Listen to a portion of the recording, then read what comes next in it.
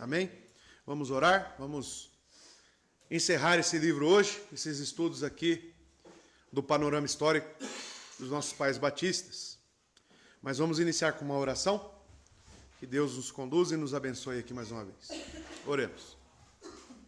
Santo Deus, agradecemos ao Senhor por este domingo, por este dia do Senhor, e pedimos, Pai de amor, as suas bênçãos, para que o seu povo, a sua igreja, seja abençoada. Que desde a comunhão entre os santos, que exista a edificação um dos outros, orações uns pelos outros. Que assim, Deus, o seu corpo seja edificado. Também pela ministração da sua palavra, onde Cristo, na sua mediação profética, ensina a sua igreja. Que o Senhor abençoe, Deus, em nome de Jesus, a sua igreja, a mim, a todos que aqui estão. Pedimos, Pai de amor, a sua condução neste dia. Louvado seja o Senhor. Assim oramos em nome de Jesus. Amém. Vamos lá então, irmãos. Vou dar uma breve recapitulada sobre o assunto da semana passada. Ficou alguns slides para trás, né? Que ainda não conseguimos encerrar. E pretendo hoje, né, terminar. Tá? O que estamos abordando? O tema de como que os nossos pais batistas viveram o capítulo 26 da nossa confissão. Parágrafo 14 e parágrafo 15, principalmente. Que vai tratar sobre as comunhões entre igrejas, ou, né, associações. Então, foi tratado aqui também, dentro do capítulo 26, o que significa comunhão. Como é que os pais batistas enxergavam a comunhão. E ela nasce justamente dentro da igreja, dentro entre os próprios crentes, e ela se expande para outras igrejas. E a base de tudo isso é o novo nascimento, aonde somos habitados pelo Espírito Santo, terceira pessoa da Trindade, e que faz parte também de uma comunhão, né? Na própria Trindade, Deus Pai, Deus Filho, Deus Espírito. Então esta é a base essencial, substancial da comunhão nossa. Nós temos que, apesar das imperfeições que nós temos, de buscar uma comunhão tão plena que vise e tenha como parâmetro a Trindade. É aquela história sobre a santidade. Qual que é o nível da santidade a qual almejamos? Né? Sejam perfeitos como o Pai é perfeito. Né? Sejam santos como eu sou santo. Então esse é o padrão da santidade que buscamos. É alto, altíssimo. Vai conseguir chegar nesta vida? Jamais. Mas significa que nós estabelecemos um alvo e nós corremos para esse alvo. Esse é o sentido da comunhão também. E eles estão aqui agora falando como que era realizada as assembleias dessas associações. Porque existia, sim, né, as reuniões, as assembleias e as associações. Lembrando que essas associações eram visadas mais em âmbito regionais do que a níveis nacionais. Por quê? Porque as associações, elas visavam algo prático. Elas não visavam apenas essas assembleias. As assembleias eram apenas para resolver assuntos ou estabelecer diretrizes para que as outras associações e igrejas tomassem um rumo, tomassem um norte. Quando eu digo que elas precisavam ser práticas, os irmãos lembram qual que era a finalidade dessas associações? Para que elas serviam na prática? Auxílio mútuo. O que significa auxílio mútuo? As necessidades que as igrejas possuem.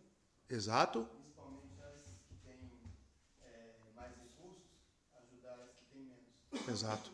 E também a edificação, mas mais o auxílio mesmo. Aham. O que mais? Os irmãos lembram mais algum fator que eles se preocupavam? Lembram que tinha um fundo para isso, né? E eles destinavam esse fundo para quê? Os irmãos lembram? Tem essa questão, sim, né? Do auxílio mútuo. O que mais? Formação, né? De jovens promissores ao seminário, né? Pagavam, custeavam. E sustento dos ministros, que Inclusive, aí eu mandei pro Maurício lá, né, o PDF, que o Benjamin Kitt, ele publicou, né, um livreto falando sobre a necessidade da manutenção desses ministros. Então, amados, este folheto de Benjamin Kitt, inclusive foi determinado nessas assembleias que fossem difundidos, distribuídos entre as igrejas, para que houvesse uma mudança. Por quê? Acredito que conforme a igreja estava sendo perseguida, né, muitos pastores estavam sendo mortos, inclusive. Então houve uma retração dos membros quanto à necessidade, né, de sustentá-los ou custeá-los. Algo pecaminoso, contrário às Escrituras, e que precisava ser resolvido. Porém, vamos ver agora, né, continuando aqui, como que eram feitas essas assembleias. E nós veremos que tem uma grande diferença, né, de como que essas associações hoje, né, elas se reúnem. As Assembleias Gerais se reuniam por 8 dias, então era uma longa reunião. Tá? Uma reunião semanal. Na narrativa de 1689, foram acordadas 7 igrejas para procedimentos. Eles negaram qualquer tipo de superioridade, superintendência, autoridade ou poder sobre qualquer igreja. Por quê? Sistema congregacional. A igreja ela é independente de si mesma. É ela que define seus assuntos. Não é porque está tendo uma assembleia da associação que significa que os assuntos já vão ser automaticamente assumidos, né, pelas igrejas locais. Não, eles seriam deliberados nas igrejas locais. O que aconteceu na assembleia foi isso, isso e isso. O que foi decidido foi isso, isso e isso. Igreja, vamos adotar ou não vamos? Vamos seguir? É aplicável para nós? Não, não é, então não vamos. Ah, sim, vamos seguir. Aí eles seguiam.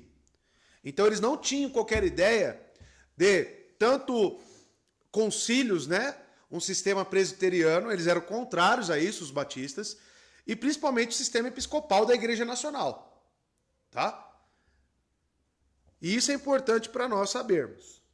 Então, eles se recusaram a permitir também que as diferenças sobre membresia ou aberta ou fechada os dividissem.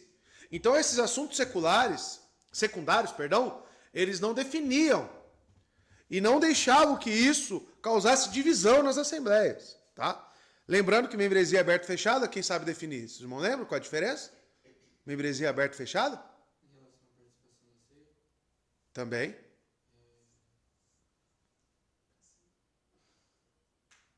Não lembra, irmãos? Participação na ceia, mas o que mais? O que define a membresia aberta ou fechada? Hã?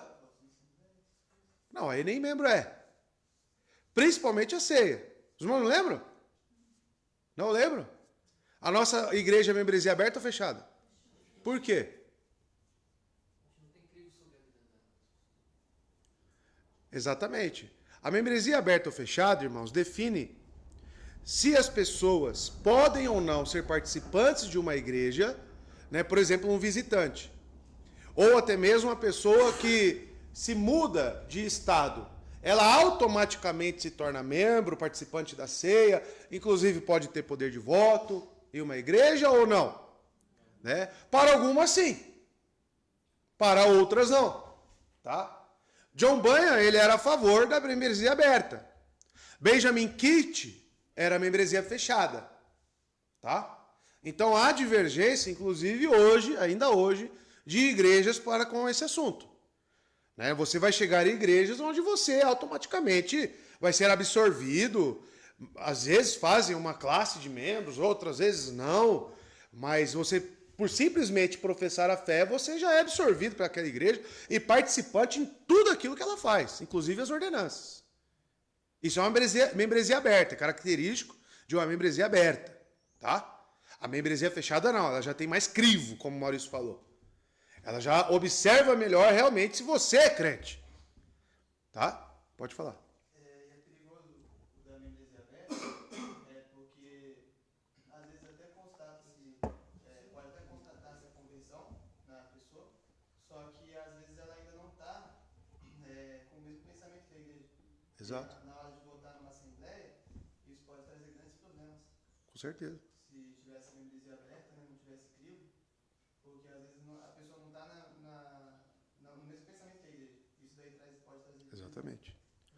doutrinariamente, como é que aquela pessoa tem as doutrinas formuladas na sua mente, né? Então tudo tem os poréns, né? Geralmente quem é a favor da membresia aberta, ele visa a união mística, né, com Cristo, a igreja universal, né, a igreja invisível. Então ele visa nisso. Se a pessoa pensa, se ele senta na mesa com Cristo, por que ele não vai sentar na mesa conosco aqui, né? Então eles levam para esse lado mais universal da coisa. A membresia fechada, ela olha para isso também, porém com mais critério, tá? Porque até que provar que A mais B, né, não é C ou é, então tem que ser analisado, precisa de um certo tempo. Mas isso era um assunto secundário, tá? A igreja não deixava de ser igreja por causa disso, tá bom? E eles, na Assembleia, não deixavam que essas coisas dividissem eles. No caso de ofensas entre as igrejas ou indivíduos, eles não permitiram que se iniciasse a discussão até que a regra que Cristo deu fosse aplicada e ambas as partes consentissem em ter a questão discutida. Tá? O que ele está querendo dizer? Mateus 18. Teve uma discussão, ou seja, teve diferenças. E se você vê que o irmão tem alguma coisa contra você, o que você tem que fazer à luz da Bíblia? O que você tem que fazer? Chamar ele, falar com ele, conversar, resolver. Né? Estabelecer ali um ponto. Você acredita nisso? Eu acredito nisso. Tá, mas e aí, como é que nós vamos estarmos no mesmo ambiente aqui e numa assembleia para deliberar assuntos? Então era necessário resolver essas questões antes. Então nenhuma decisão seria obrigatória para qualquer igreja até que elas mesmas dessem seu consentimento. Que todas as decisões fossem fundamentadas pelas Escrituras. Então olha os parâmetros. A Assembleia decidiu, né, que as igrejas agora têm que cantar hinos. Tem que ter um embasamento bíblico para isso. Né? Ou qualquer outro assunto. Eles só deliberavam algum assunto com embasamento nas Escrituras. Que o relatório da reunião fosse publicado. Então existe a ata. Tanto que o historiador utiliza desses documentos para poder fundamentar tudo o que ele está falando aqui. E isso era publicado, tá? Essas atas das reuniões. E que os únicos mensageiros autorizados a sentar na Assembleia fossem aqueles recomendados por uma carta da igreja. E que os oradores fossem apenas aqueles que tivessem sido autorizados por consentimento geral. Tá? Então, aqueles que realmente participavam, eles tinham as cartas das igrejas, porque senão seria fácil, né? Vai ter Assembleia, começar a chegar gente. Aí fulano falou, eu sou da igreja do tal. Será que é mesmo? Né? Como é que vai saber? Então era tudo muito formal, era tudo muito organizado, tudo muito bem estabelecido, não era nada desorganizado. Tá? Então, amados, seguindo, nenhuma menção é feita a um moderador individual ou a pregação de qualquer sermão durante a semana. Usamos o primeiro dia da Assembleia para nos humilharmos diante do Senhor e para buscar direcionamento dele quanto aos melhores meios e métodos para reparar nossas brechas e para restaurar nossa antiga ordem, beleza e glória. Então eles propunham nessas assembleias, antes de iniciar, jejum e oração, buscando a vontade de Deus para a deliberação dos assuntos. Tá? Assim eles seguiam a metodologia das assembleias. As discussões, já pode passar para as discussões. A principal ordem de trabalho nas associações locais foi a discussão de questões propostas pelos mensageiros das igrejas membros. Essas discussões eram tanto de natureza doutrinária quanto prática e abrangeram todo o aspecto da teologia e da prática. Entre as questões teológicas discutidas estavam questões como a presença de regras bíblicas para a organização adequada de uma igreja, a proximidade relativa da vinda de Cristo, a validade de um batismo realizado em um local com água parada e não em um rio. Então, todas essas questões, você pode pensar, são questões doutrinárias. Tá? A natureza do pacto de Deus, santificação, boas obras, justificação eterna, a validade permanente do sabate, do dia do Senhor. Todas essas questões foram discutidas em assembleias, reuniões de igrejas com representantes, teólogos. Benjamin Kitt estava lá. Nehemiah Cox estava lá. Hércules Colles estava lá. Homens de gabarito, irmãos. Pessoas influentes. Benjamin Kitt, o irmão está traduzindo o material dele lá. É um bom teólogo? A argumentação dele, bíblica, profunda. Então, olha o nível do debate. Só fazendo um parênteses aqui, eu acho interessante, e queria que o irmão pensasse nisso. Como que a igreja resolveu, ao longo dos séculos, desde após a era apostólica, né? Cadê os seminaristas aí? História da igreja agora. Como é que a igreja ela resolveu os assuntos doutrinários ao longo do século? O que eles faziam? Concílios. Porque começava a surgir ramificações, correto? E nessas ramificações, heresias. A igreja fazia o quê? Se reunia. E aí, está acontecendo isso, isso e isso. Vamos definir? Vamos. Hoje, né, eu penso, será que não era necessário ter essas reuniões, chamando os presbiterianos, chamando os assembleianos, vamos discutir doutrina? Será que não sairia coisa boa? Hoje, cada um segue o seu rumo aí e faz o que quer. E aí, eis aí o Brasil nesse sincretismo aí, nessa mistura de cristianismo com catolicismo, espiritismo, aí você enxerga de tudo, né? Então veja, irmãos, que eles resolviam neste âmbito. Reunir as igrejas para discutir doutrina, tá? Porque hoje em dia, inclusive, tem igrejas reformadas e igrejas reformadas. Esses dias postou lá no grupo dos pastores uma igreja batista reformada, culto das mulheres, pastora tal, e fizeram aquele e colocaram lá. Aí, peraí. Aí o irmão mandou lá no Instagram para eles, qual confissão vocês seguem? Somos subscritores da Confissão de Fé Batista de Londres de 1689. Com pastoras. E nós vimos já o capítulo 26, o que fala sobre quem são os ministros ordenados. Como isso?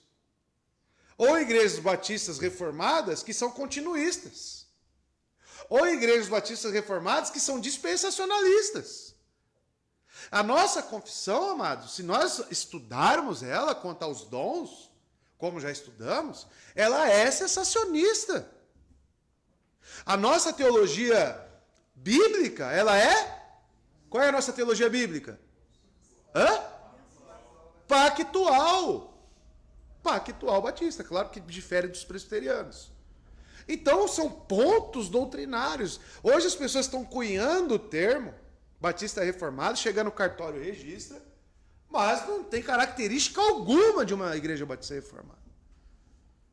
Então, amados, esses pontos seriam definidos. Essas associações teriam que trabalhar nisto. Chega lá a igreja batista reformada, daí entra um culto pentecostal. Peraí, mas o que está acontecendo aqui? Né? Está até alguma coisa errada. Então, amados, tudo isso era de preocupação das assembleias. Elas abordavam questões relacionadas à membresia da igreja, ordenanças, disciplina, casamento, relações entre igrejas, atividade ministerial, relações com igrejas e ministros pedobatistas, olha lá, e uma série de outros assuntos.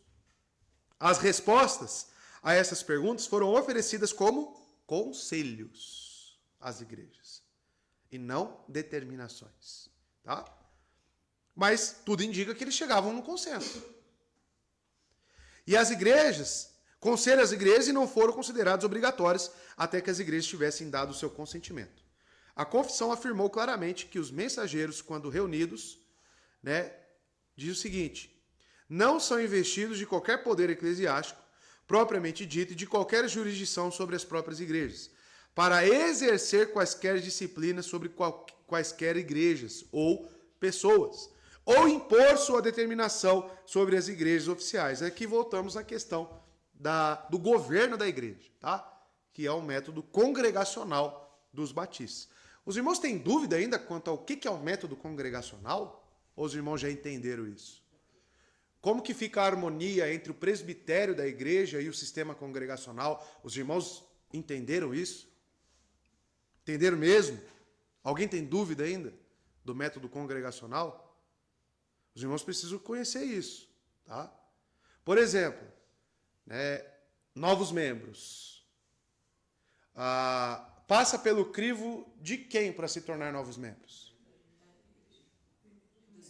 Está errado? Primeiro do presbitério, depois da igreja. Tá? Batismo, mesma coisa. Tá bom? Outros assuntos espirituais, por exemplo, passa pelo presbitério. Tá bom? Quem vai auxiliar, por exemplo, na ceia? Quem vai participar da ceia? Quem define? O ministro, o dispenseiro. Tá? Pode falar, Fábio. Eu tenho algumas dúvidas ainda como essas coisas acontecem na prática. Respeito, inclusive, disso mesmo. Aham. E algumas outras coisas. Tem algum exemplo? Por exemplo, que o irmão já vivenciou ou leu alguma coisa que... Eu do livro, mas eu não vou saber citar exatamente agora. Tá. Depois é interessante o irmão tentar anotar. Eu vou ler de novo, na verdade. Aí anotar e a gente pode conversar depois. Mas é interessante isso, né? E aqui é o lugar para se discutir essas dúvidas, irmãos. Aqui que nós temos que entender qual que é o nosso sistema de governo da igreja. Por quê? Eu tenho o Gessé que veio da Assembleia de Deus, né? A família do Fábio que veio da Deus e Amor, a Fabiane também, né? Tem pessoas que veio da igreja presbiteriana, o Felipe já foi lá da igreja presbiteriana também. Então, nós temos pessoas de vários sistemas de governo de igreja. E talvez haja aí alguma dificuldade, alguma dúvida, até onde que é o presbitério da igreja e até onde que é a igreja propriamente dita, né? Como é que fica esse equilíbrio? Nós temos que entender isso, tá bom? Por que, por exemplo, que o pastor não visita nas quintas-feiras e não nas terças, né? Isso aí fica a critério do presbitério, né? Por que você está pregando o livro de Colossenses e não o livro, sei lá, de Gálatas de novo? Isso é assunto de quem? Cabe a quem definir isso? Do presbitério, do ministro, tá? Então existe essa harmonia e ao mesmo tempo é um sistema congregacional, tá? Porque muitos vão pensar, democracia, a igreja tem que decidir tudo. Não é bem por aí. Porque Deus deu uns para ministros, né, mestres, pastores. Então, tudo tem uma organização dentro da igreja. Tá? Eu toco nesse assunto porque é justamente isso que está sendo falado aqui. Que as associações respeitavam as igrejas. E nada era imposto e determinado. Tá bom? Já no próximo slide, ele cita alguns exemplos. Né? Em 1696, surgiu uma disputa na igreja de Bromsgrove, Worcestershire, entre o pastor John Eccles e a membresia da igreja. Essa diferença consistia em acusações de desordem contra Eccles e sua família. Essa disputa se arrastou por 4 anos. Em 1697, a igreja procurou a ajuda da associação e enviou uma longa carta explicando essas circunstâncias. A associação respondeu com uma carta igualmente longa e detalhada, abordando especificamente os problemas e distinguindo os pecados dos vários indivíduos envolvidos. Então eles receberam uma carta do que estava acontecendo. Em cima desta carta, eles estabeleceram juízo e mandaram outra carta detalhada. Falou, fulano está pecando nisso, fulano está pecando nisso, fulano, vocês precisam resolver esses pontos. Tá? Eles chamaram ao arrependimento e pediram a todas as igrejas da associação que observasse um dia de oração em jejum. Para quê? Para resolver o determinado caso. Eccles e um grupo de apoiadores denunciaram a maioria e afirmaram que eles mesmos eram a igreja em Bromsgrove. Foi feito um segundo apelo à associação, no qual foi decidido que a igreja original continuava sendo a igreja. O que está acontecendo aqui então? Né? Divisão. O parecer que a igreja mandou para que houvesse um dia de jejum e oração para a resolução do caso não foi suficiente. Que sua família e alguns apoiadores falaram que eles eram a igreja. Pode ser aqui, eu infiro isso, porque geralmente acontece isso com quem? Com aqueles que são plantadores da igreja, aqueles que estão desde o início, eles se sentem donos da igreja. Já viu pessoas assim? Né? Estão muitos anos na igreja, aí eles são a cúpula, né? Eles determinam o que acontece na igreja. Aí vamos supor que este grupo fundador é o grupo que esteja ali causando divisão na igreja e precisa ser disciplinado. Eles vão aceitar? Será? Na maioria das vezes não. Não, nós somos a igreja. Esse pastor aí chegou depois. Eu estou aqui desde 1600 não sei quando. Entende? Então são casos que acontecem. Por isso que a igreja tem que estar muito atenta. Né? Como é que nós resolveríamos isso? Né? E se surgir no nosso meio 5, 6 que se levantem contra o pastor em um determinado assunto? Como é que a igreja vai resolver isso? Como é que a igreja vai avaliar? E aí? Né? Às vezes, né, a gente fica pensando, os pastores ficam pensando, porque a igreja vai crescendo. E muitas pessoas na igreja ficam com ressalvas mentais contra o pastor ou contra outros próprios membros. E aí, indiretamente, vai se criando divisões dentro da igreja. E a pessoa, em vez de ser bíblica e conversar com os envolvidos e buscar a paz para com todos e a santificação, ela começa a disseminar entre os membros as suas insatisfações. E aí vai inflamando o coração de outras pessoas, talvez aquelas pessoas que têm uma fé fraca. E isso vai causando divisão. Eu pergunto você, isso aí é coisa de crente? O que você acha? Porque se eu tenho diferença contra o irmão, como a própria Assembleia já disse, que eles só davam início quando esses pontos estavam resolvidos, como é que um crente age quando ele tem uma divergência? Hã? Conversar. Acontece isso? Se ser sinceros, acontece isso? Não acontece. Por quê? Por quê?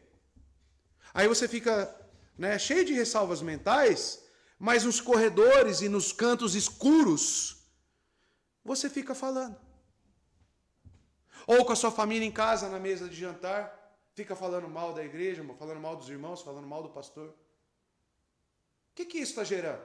Isso é obra do Espírito ou é obra da carne? Obra da carne, irmão. Aí vai chegar no ponto desse, onde a igreja pode ser facilmente dissolvida. Acontece ou não acontece? Quantos casos você já viu por aí? Acontece, irmãos. E aí, como que a igreja vai se portar? Tá? Tanto que uma das perguntas para se tornar membro é, se alguma pessoa vir com alguma queixa contra algum irmão, ou contra o pastor, ou contra a igreja, para você, qual que vai ser a sua reação? Aí, já estou dando spoiler, hein, das perguntas. Qual que vai ser a sua reação? E isso fica registrado. Tá? E o pacto de membresia ratifica. Porque lá fala como é que deve ser sua conduta quanto aos irmãos. Né? Justamente para que não ocorram esses problemas. Tá?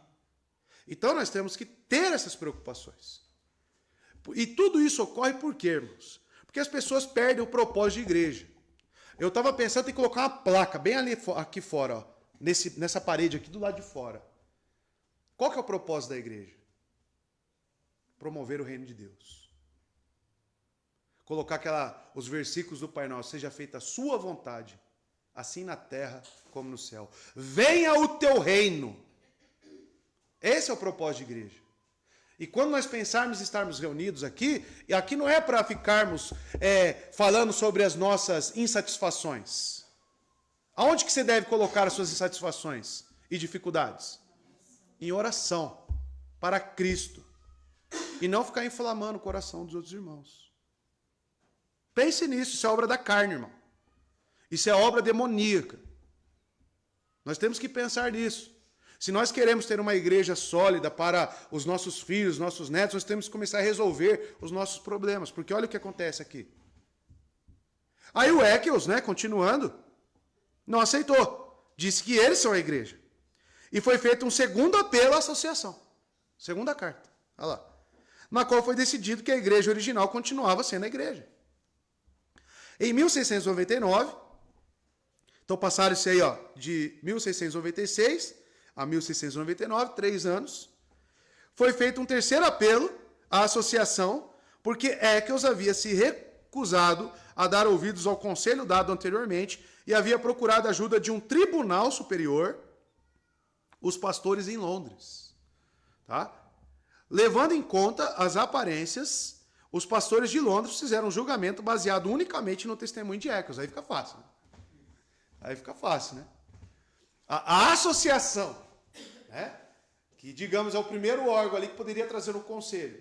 Eccles e o seu grupo, não, isso aí não serve. Por quê? Porque não foi favorável para mim. Então vamos buscar um grupo alheio a toda essa situação. É pastores? É pastores. Mas eu vou informar só o meu lado. Né? E acontece isso. Acontece. Né? Hã? Exatamente. Então, levando em conta as aparências, os pastores de Londres fizeram um julgamento baseado unicamente no testemunho de Eccles. E afirmaram que os membros da igreja tinham errado gravemente contra o seu pastor. Olha só. Aí, esse indivíduo, o que ele fez? Ele colocou esses pastores agora contra todos os outros pastores da associação. Colocou um contra o outro. Né? Por quê? Por causa do individualismo. E é o que acontece. Já aconteceu comigo, viu? Já aconteceu comigo.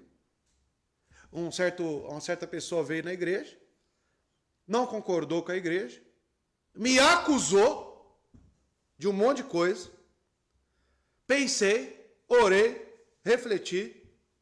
Falei, vamos lá, a pessoa está falando um monte de coisa aqui. Eu vou procurar ver, porque eu sempre que uma pessoa oferece uma crítica para mim, seja fundada ou infundada, uma coisa que eu faço é orar em cima daquilo.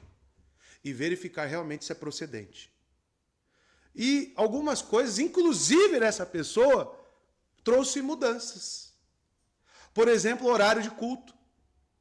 Eu mudei o horário de culto com base na crítica dessa pessoa, que nem aqui está, mas que eu orando eu vi, não, é procedente isso, realmente. É verdade. Eu mudei. Quanto à minha pessoa, ele falou coisas também que eu ponderei, minha esposa sabe disso, que eu confesso com ela, eu falo com ela. Eu falei, é verdade. Eu acho que em alguns momentos ele tem razão, eu ajo dessa forma mesmo. Vou ponderar, vou orar, vou buscar mudança. Mas não satisfeito com isso, porque isso foi a última instância, tá? Falar comigo. Antes disso, o que essa pessoa fez? Foi Francisco Morato, falou mal de mim para os pastores de lá. Nessa ocasião, o pastor Marcos Paixão também, que foi aquele que nos auxiliou na fundação da igreja, falou mal de mim para o pastor Marcos Paixão. Graças a Deus que esses pastores são muito éticos. Eles não precisaram nem me dar uma retributiva quanto a isso. Mas, quando essa pessoa veio falar mal de mim, né, falar que não conseguia, né, que se adaptar na igreja e tudo mais, os pastores todos, unânimes, falaram assim, ele está pregando alguma heresia? Não, não está pregando nenhuma heresia. Então, se submeta ao seu pastor. Todos. Tá? Ah, não, mas... Se submeta ao seu pastor. Depois, por divina providência, esse assunto surgiu no grupo dos pastores. Aí eles me procuraram. Ah, pastor, aconteceu isso, ele veio aqui, ele falou isso, isso e isso. Só que não deu certo, porque nós aconselhamos eles à luz das Escrituras. E por mais que haja algum defeito no pastor, e vai ter, o que a Bíblia te ordena quanto a essas deficiências e pecados do seu irmão? Suportar e orar e amar ele. Ter misericórdia. Né? O problema é que as pessoas buscam igrejas perfeitas aos moldes delas. Sabe quando que vai achar isso? Nunca. Nunca. Tá? É mais ou menos o que aconteceu com o Eccles aqui. Está entendendo o que acontece? As coisas acontecem. E constantemente. E daqui a pouco, passa alguns meses, aí o pastor pensa, nossa, agora acho que está em paz. Aí surge mais um. Insatisfeito. Aí eu penso, de onde que vem essas insatisfações tantas, né? De onde que vem? A vida, irmãos, apenas eu gostaria só de fazer, a vida por si só, Cristo diz isso, já traz aflições, correto? Já tem problemas, não tem, Jodeir? Quantos problemas nós temos naturalmente? Só seguir a nossa vida naturalmente, quantos problemas já temos? Mas tem pessoas que buscam problema. Tem pessoas que vão atrás de problema. Tem pessoas que criam problema na sua mente. Aí eu me pergunto às vezes. Eu olho até para minha família, né? Às vezes eu falo para minha esposa, minha família, pelo menos, né? Ninguém fica espizinhando a vida do outro. Entende o termo espizinhar? É ficar... Porque fica cada um no seu, né? Mas existem outros modelos de família que um fica criando problema com o outro. Fica levantando coisas. E às vezes da própria cabeça. E geralmente são pessoas que estão insatisfeitas consigo mesmo. E a sua insatisfação começa a ser despejada sobre as outras. Não é assim? Pense nas pessoas que geram problema. Você deve conhecer um monte. Geralmente qual é o perfil? Insatisfeito consigo mesmos. Frustrados. Que não se resolvem com Cristo, com a sua fé, com a sua diligência, com o seu agir cristão. Quando é cristão, né? Então, amados, nós temos que pensar nisto. A igreja vai ter problemas por si só. Mas eu vou ser a causa aparente que busca esses problemas constantemente? Eu sou o eixo, porque, irmãos, aquele ditado, né? Parece que o raio, diz que o raio nunca cai, né? 2 vezes no mesmo lugar. Mas parece que às vezes cai. Às vezes é o mesmo problema sempre. Não é? Concorda comigo? Não é assim? Fala, Vitor. Nas palavras de Cristo, a gente vê aquela conexão dele falando sobre quando Pedro pergunta para ele, né? Acho que foi Pedro que perguntou sobre quantas vezes devo perdoar meu irmão. Sim. Cristo fala 70 vezes 7, que Por dia. Exatamente. E ele também tem aquela parte que ele fala que se o seu irmão pegar contra você e se arrepender, você deve perdoar ele. Sim. Pecar e, de novo, acho que não sei se é a mesma ou se é diferente de passagem, mas fala sobre a necessidade de perdão da igreja. Exato. E também a conexão com Mateus 18, como que se resolve os conflitos.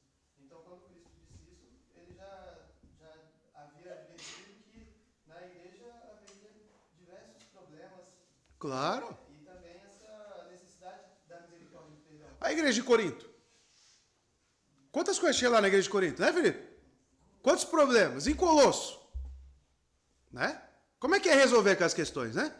Os irmãos, os membros, né, eles têm que ter essa disposição perdoadora. Claro. E de misericórdia, porque geralmente quando a primeira opção que vem na mente da pessoa é sair da igreja sem tentar resolver antes, isso se trata de um problema na pessoa, porque ela não está seguindo a ordem de Cristo, que é perdoar, Exato. ter misericórdia, tentar resolver. Agora, quando você pensa na primeira opção, eu vou sair para que eu fique livre do problema. Exato. Na verdade, só está transferindo o problema para outra igreja, que você Exatamente.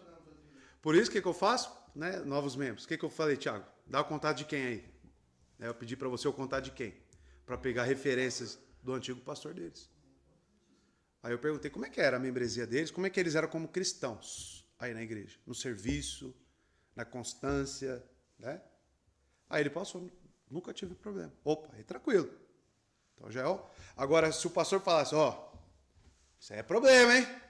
Saiu daqui brigado, falou isso, aquilo, como é que ia ser a recepção deles aqui? Fala, vem cá, Thiago, Jéssica, volta lá, que tem coisa mal resolvida. Depois que você resolver lá, vocês dois, vocês voltam para cá. Ia ser assim. Né? Alguns pastores respondem, outros não. Com o Israel isso, o pastor nem me respondeu. Visualizou, ficou azul e descartou. Ana. Eu tenho uma dúvida. Diga, minha irmã. Questão. Tem problema, a luz de Mateus? No caso, eu tô falando de mim, tá? Eu tava com algumas insatisfações, eu estava orando a Deus e levou um pouquinho de tempo, mas eu vi que eu tava errada. Entendeu? Busquei arrependimento em Deus, assim. Sim. Né? E graças a Deus resolveu. Glória a Deus. No caso, eu tenho que chegar na pessoa e confessar se eu já resolvi? Tipo, você já vi que eu estou errada? Sim, porque é uma ordenança bíblica. E essa conversa com essa pessoa pode trazer a clareza que, graças a Deus, por misericórdia, Ele te trouxe. Mas, às vezes, uma boa conversa, um café com essa pessoa, já vai trazer esclarecimento. Ah, tá, eu estava pensando que era assim. Mas quando você ouve o outro lado do porquê que agiu daquela forma, né? Quais foram as motivações dela, e você entende. Ah, então realmente eu criei coisa na minha cabeça, né? Às vezes acontece isso, né? Pode falar. Pastor, o senhor falou a respeito de, deixa eu ver, de não fomentar, né, esse tipo de coisa. Uhum. Mas, tipo assim, eu acho que o problema não está nem na própria satisfação da pessoa, né? Porque se essa pessoa está insatisfeita, às vezes ela não consegue falar, Uhum. ela guarda isso no coração, e isso é um dos problemas, né? Pode trazer um mal, ela pode sair da igreja, óbvio, o pecado vai ser dela mesmo. Uhum. Mas eu acho que o problema está na pessoa que, às vezes, essa pessoa vai tentar se abrir e vai, ao invés de aconselhar essa pessoa a resolver o problema, a orar e a procurar a solução justamente para a pessoa, ao invés dela fazer isso, ela também se une para falar não. Entendeu? Porque assim, os problemas vão surgir, vai ter insatisfação. E essa insatisfação, às vezes, na própria pessoa é uma insatisfação profunda, que leva ela a pecar, que leva ela a não estar bem com o corpo, né? Uhum. Ela vai falar com uma pessoa, se abre, sei lá, ou sei lá qual o motivo que ela vai saber, e a pessoa com quem ela fala acaba Piorando a situação. Pode acontecer. Então, tipo assim, se a pessoa está insatisfeita, ela com certeza deve procurar resolver o problema. Claro. Mas ficar guardando também, eu acho que não resolve. Não resolve também. Mas nesses casos, porque pode acontecer, estou entendendo o que o irmão dizer, por falta de maturidade também da pessoa. Né? Paulo fala isso, não tem ninguém sábio, por quê? A igreja de Corinto, lá em capítulo 5, 1 Coríntios, eles estão levando os casos para quem? Resolver. Para os juízes de fora. E ele fala, não tem ninguém sábio aí nessa igreja? Será que a nossa igreja não tem um que seja sábio? Não tem uma mulher que também pode usar uma mulher sábia de oração, vivida, que pode intermediar juntamente com você essa situação, entende? Pô, claro que tem, eu acredito que tenha. Acredito que tenha, sim. É. Então, tudo tem que ser visado, porque às vezes a gente cria obstáculos também, né, Fábio? Ah, se eu falar não vai resolver, vai piorar. Né? E às vezes não. Às vezes eu posso ter meios e irmãos habilitados para me auxiliar a resolver essa situação. No caso aqui, que nós estamos vendo, é que eu recebi o auxílio. Conselhos de muitas pessoas. O problema é que ele não queria ser ajudado, pelo que tudo indica. Né? Ele queria um parecer que fosse favorável para ele. Né? Então, existem esses casos, sim. Né? Mas sempre devemos buscar, com oração e sabedoria, como que eu vou resolver essa minha insatisfação. Né? E, geralmente, Deus coloca os pastores justamente para resolver essas questões. Né? Porque o pastor tem que ser testado na fé, correto? Ele tem que estar pronto, apto, manusear bem as escrituras para isso. Por isso que não pode ser neófito. Né? Então, entende-se quando Deus institui um pastor, sério, bíblico, ele esteja apto para resolver todos esses problemas. Tá? Mas aí a questão de confiar ou não no pastor, né, ou não enxergar, ninguém sabe, porque Coríntios talvez não enxergou ninguém sábio naquela igreja. Mas aí são obstáculos que eu crio. Entenderam, irmãos? Você ia falar alguma coisa, filho? Não? Eu vi que você estava... Certo, irmãos? Então, olha Eccles aqui. Associação não resolveu de nada. Vamos seguir, né? Para terminar, que já é o tempo, já está indo lá. Resoluções, já passei para os irmãos, né? Sobre essas resoluções. E agora, concluindo. Conclusão. Lá no finalzinho, Maurício. Conclusão. O associacionismo foi um elemento vital na eclesiologia batista particular. A independência não implicava isolamento, mas exigia encorajamento, edificação e cooperação mútuas, sejam locais, regionais ou nacionais. As igrejas signatárias da confissão se envolveram em relação de associação com outras igrejas. E essas uniões sempre tiveram o cuidado de manter e respeitar os direitos de suas igrejas locais, mas não consideravam a autonomia e a independência como coisas antagônicas. A cooperação através de um amplo espectro de atividades. O que ele está querendo dizer? Não é porque era congregacional que eles se isolavam. Eles utilizavam dessas associações para cooperação mútua. Foram designados homens para visitar as igrejas a fim de ajudá-las. e estabelecer um ministério ordenado. Outros para solicitar, receber e distribuir fundos em nome da igreja geral, e ainda outros para serem enviados a cantos escuros e plantar igrejas. Olha só, visão de reino, hein? Olha o que é visão de reino. Elas procuraram trabalhar juntas para promover a educação ministerial e aumentar o apoio aos pastores que recebiam pouco apoio de suas igrejas. Elas deram conselhos sobre amplo espectro de questões e tentaram resolver disputas. Essas associações estavam ativas e vivas de muitas maneiras.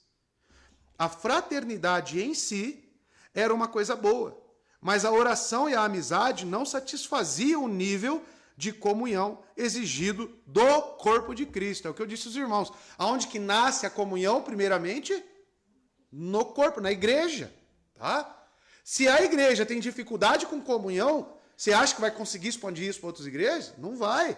Não vai, irmãos. Então, o reconhecimento mútuo, a cooperação de princípios e o apoio financeiro eram componentes importantes da verdadeira comunhão. Esses batistas eram uma união orgânica de pessoas unidas por fé e ritos religiosos comuns.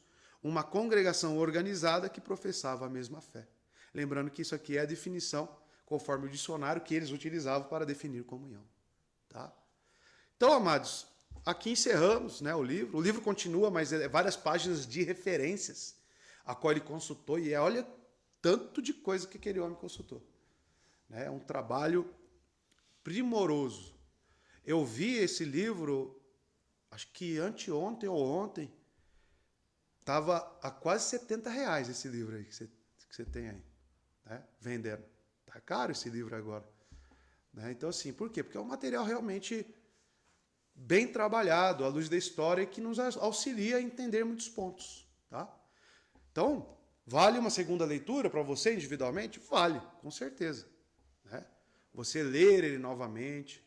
Né? As aulas estão gravadas, estão lá para que você depois visite novamente, possa tirar algumas dúvidas e a gente até mesmo conversar. Tá? Mas, irmãos, fica para nós aqui, né, todos esses pontos sobre a prática batista e que venhamos a buscar isso. Tá? Que venhamos buscar a nossa confessionalidade na prática.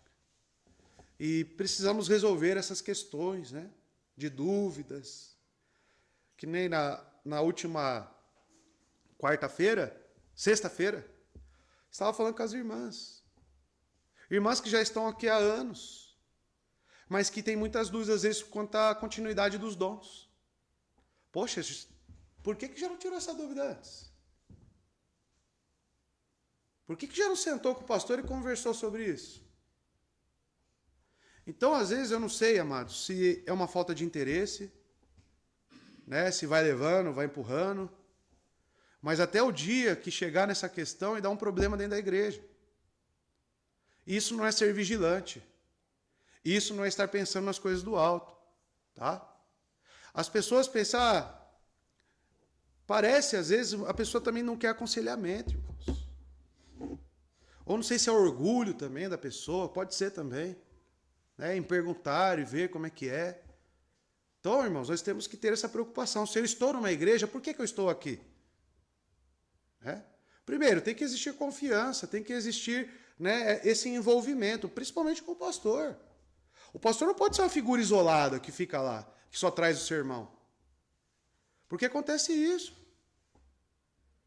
Pregou aqui agora, há poucos dias, aquele pastor Anderson, né, aquele que é todo tatuado, sabe? Foi na igreja presbiteriana, ele abriu mão do ministério. Entregou. Falou lá com um rapaz que trabalha com a minha esposa, que é pastor também. Falou, eu não tenho amigos, aquele pastor Anderson. Eu não tenho amigos. E ele é o fundador da igreja lá. Não tenho amigos. As pessoas não se aproximam. Ou seja, ele sofreu um isolamento da própria igreja. Tá? Por quê? Porque talvez é alguém que fala a verdade, né? E ele fala mesmo, né? O que ele tem para falar, ele fala, homens, vocês estão sendo fracos, vocês estão sendo... Ele fala mesmo. Ele fala o que tem que ser dito. Então, talvez isso crie nas pessoas o quê? Repulsa quanto à verdade que tem que ser dita. Né? Só que, ao mesmo tempo, é uma falta de amor. Porque isola o pastor, ele fica excluído, né? Aí ele fica naquele compromisso, eu tenho que pregar, e vira um pragmatismo na igreja, onde não deve ser pragmático, deve existir esse envolvimento, né? O irmão falou que o pastor chegou e falou, não, eu só vou pregar agora, né? Chegou um ponto. Talvez seja também por causa disso. Né? O pastor chegou, não, meu compromisso com a igreja é só pregar agora. Né? Só vou pregar, não vou mais visitar ninguém, não vou aconselhar ninguém. Só que aí? Está errado. Tá errado, não é assim que deve acontecer. Então deve existir uma troca, deve existir uma interdependência. Está falando com o Jodeir, ser membro de uma igreja, e eu sou membro também, é existir uma interdependência. Aonde você, com os dons que lhe foi confiado, você ministra, você edifica a igreja com aquilo que ele te deu. Dons, o que ele me deu, é para ser administrado na igreja. Não é para me enterrar. Não é para eu ficar em casa guardando eles. É para estar aqui. O seu ministério é na igreja. É como irmãos. Né? E é aqui que nós vamos ser desenvolvidos. Então a vida do Israel é importante para mim? No que tange ao corpo? Claro, Cristo acrescentou aqui.